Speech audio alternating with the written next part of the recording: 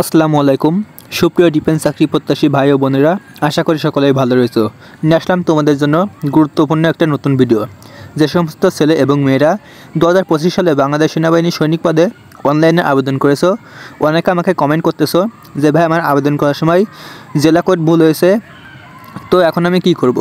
তো আজকের এই ভিডিওতে মূলত এই বিষয় নিয়ে একটু আমি আলোচনা করব যে সেনাবাহিনীর সৈনিক পদে অনলাইনে আবেদন করার সময় যদি ভুল হয়ে যায় তাহলে আপনারা কি করবেন, এটা কি সংশোধনের কোনো নিয়ম আছে, যদি থাকে তাহলে সেটা কি। তো এই বিষয়ে কিন্তু বিস্তারিত ভিডিওতে আলোচনা করতে চলেছি। সম্পূর্ণ ভিডিওটা অবশ্যই ধৈর্য সহকারে সম্পূর্ণ দেখবে। আর ভিডিওটা যদি ভালো লাগে তাহলে অবশ্যই একটা লাইক দিয়ে চ্যানেলটা সাবস্ক্রাইব করে পাশে থাকা বেল আইকন বাটনটি অল করে দিবে, তাহলে এরকম ডিফেন্স সম্পর্কে নিত্য নতুন ভিডিও সবার প্রথমে তুমি পেয়ে যাবে। Subscribe to my channel.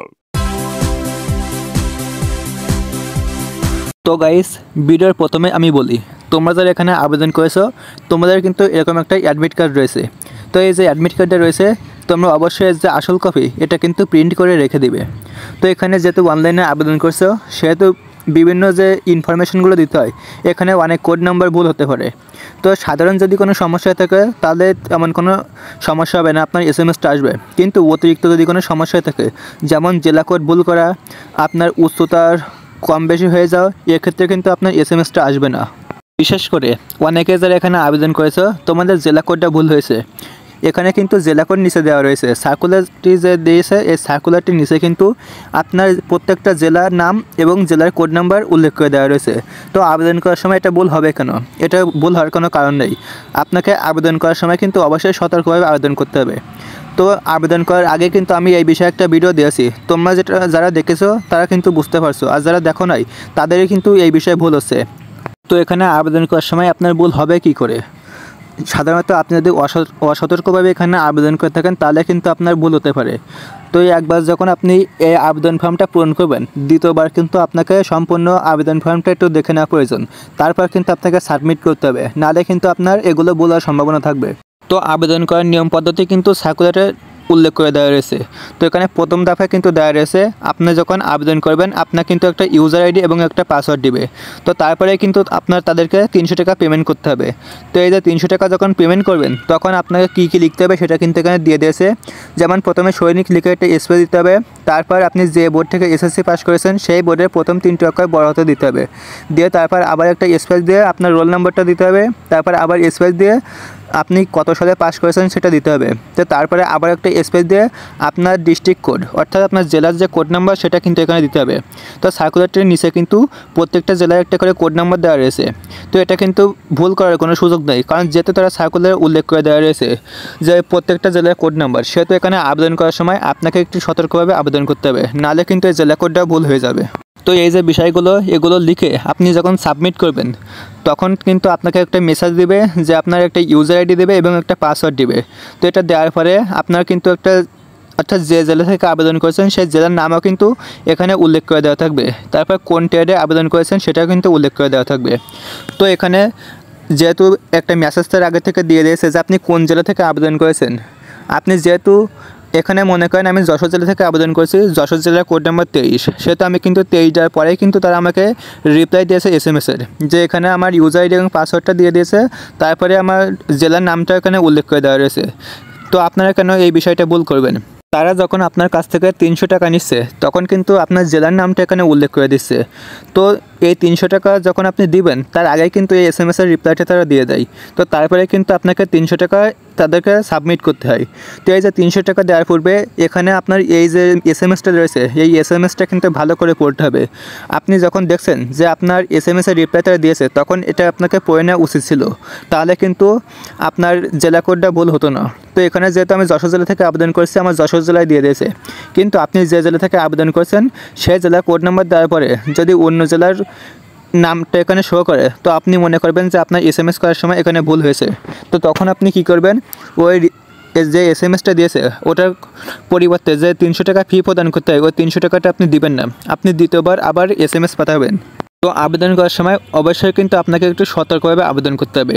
আপনি বাড়ি থেকে করে থাকেন অথবা কম্পিউটার দোকান থেকে করে থাকেন, যেখানেই হোক না কেন আপনাকে আবেদন ফর্ম যখনটা আপনি পূরণ করবেন তখন আবেদন ফর্মে যে বিষয়গুলো এখানে উল্লেখ করেছে যে ডকুমেন্টগুলো তারা চেয়েছে এই ডকুমেন্টটা আপনি ফুলফিল করবেন। তো করার পরে দ্বিতীয়বার কিন্তু আপনার উচিত ছিল ওই যে আবেদন ফর্মটা রয়েছে ওটা ভালো করে দেখে নেওয়া, তারপরে কিন্তু আপনাকে সাবমিট করা উচিত ছিল। তো যারা যারা দেখে নিয়েছেন তাদের কেন কিন্তু ভুল হয়নি, কিন্তু যারা দ্বিতীয়বার দেখেছেন না তাদের কিন্তু এই বিষয়গুলো ভুল হয়েছে। তো এই যে বিষয়গুলো ভুল হয়েছে বা বিভিন্ন জেলা কোড ভুল হয়েছে, তো এখন আপনি কি করবেন? তো জেলা কোড ভুল হলে কিন্তু এখানে সংশোধন করার কোনো সুযোগ নেই। আমি এই বিষয়ে যে আগে ভিডিওটা দিয়েছিলাম সেখানে কিন্তু বলেছিলাম যে একজন প্রার্থী কিন্তু সর্বোচ্চ একবার এখানে আবেদন করতে পারবেন। তো এখানে আবেদন করার জন্য আপনার যদি জেলা কোড বা অন্যান্য কোনো ভুল হয়ে থাকে তাহলে কিন্তু দ্বিতীয়বার সংশোধন করার কোনো উপায় নেই। তো আপনি যদি সাধারণ কোনো ভুল করে থাকেন, যেমন ওখানে যে আপনার এনআইডি কার্ডের নাম্বার, জন্ম নিবন্ধন নাম্বার, পিতামাতার এনআইডি কার্ডের যে নাম্বারগুলো, এগুলো দেওয়ার সময় যদি কোনো ভুল হয়ে থাকে তাহলে কিন্তু কোনো সমস্যা হতো না। কিন্তু আপনি যেহেতু এখানে জেলা কোডটা ভুল করেছেন, সে তো আপনার কিন্তু এসএমএসটা আসবে না। হ্যাঁ, আপনার এসএমএস আসবে, কিন্তু আপনার নিজস্ব জেলায় যখন এসএমএস আসবে তখন কিন্তু আপনার এসএমএসটা আসবে না। আপনি যে জেলার প্রার্থী হিসেবে এখানে আবেদন করেছেন সেই জেলায় যখন এসএমএস দিবে তখনই কিন্তু আপনার এসএমএসটা আসবে, কিন্তু তখন কিন্তু আপনার মাঠ করার কোনো সুযোগ থাকবে না। কেন আপনি মাঠ করবেন? আপনি এক জেলার প্রার্থী হয়ে অন্য জেলায় মাঠ করবেন কেন? আপনার উচিত ছিল আবেদন করার সময় এগুলো একটু সতর্কভাবে আবেদন করা। তো সেনাবাহিনীতে আবেদন করার পূর্বে আমি একটা ভিডিও দিয়েছিলাম, যে সেই ভিডিওটা কিন্তু সকলে অবশ্যই দেখবে। যারা যারা দেখছো তাদের কিন্তু কোনো সমস্যা হয় না আশা করি, আর যারা দেখো না তাদের কিন্তু এই সমস্ত ভুল হচ্ছে। তো এখানে একবার ভুল হলে কিন্তু দ্বিতীয়বার সংশোধন করার কোনো উপায় নেই। তো আপনার এসএমএসটা আসবে ঠিকই, কিন্তু আপনি যে জেলা হিসেবে এখানে আবেদন করেছেন সেই জেলায় যখন এসএমএসটা দিবে তখনই কিন্তু আপনার এসএমএসটা আসবে। এর আগে আপনার নিজস্ব জেলায় যখন মাঠ কার্যক্রমটা হবে তখন কিন্তু আপনার এসএমএসটা আসবে না। সো আশা করি পুরো বিষয়টা বোঝাইতে পারছি। তো এই যে মারাত্মক ভুলগুলো, এই ভুলগুলো আপনারা যারা আবেদন করেছেন আপনাদের কিন্তু সংশোধন করার কোনো উপায় নেই। কিন্তু যারা এখনও আবেদন করেন নাই, আপনারা যদি এই ভিডিওটা দেখে থাকেন তাহলে অবশ্যই আবেদন করার সময় একটু সতর্কভাবে এখানে আবেদন করবেন, নাহলে কিন্তু আপনাদেরও এরকম ভুল হতে পারে। তো এখানে যে আবেদন করার যে নিয়ম প্রসেসগুলো সেটা নিয়েও কিন্তু ওদের একটা ভিডিও আমি বানিয়ে দিয়েছি, তোমরা চাইলে সেখানে দেখে নিতে পারো। তো যাই হোক, আপনি যদি এখানে আবেদন করার সময় জেলা কোডটা ভুল করে থাকেন তাহলে কিন্তু আর সংশোধন করার কোনো উপায় নেই। আপনার পরবর্তী একটা বছর সময় দেওয়া হবে। আপনার যদি বয়স থাকে তাহলে কিন্তু পরবর্তী বছর আপনি এখানে আবারও এসএমএস বা আবেদন করতে পারবেন। তো তখনই কিন্তু আপনাকে সতর্কভাবে এখানে আবেদন করতে হবে।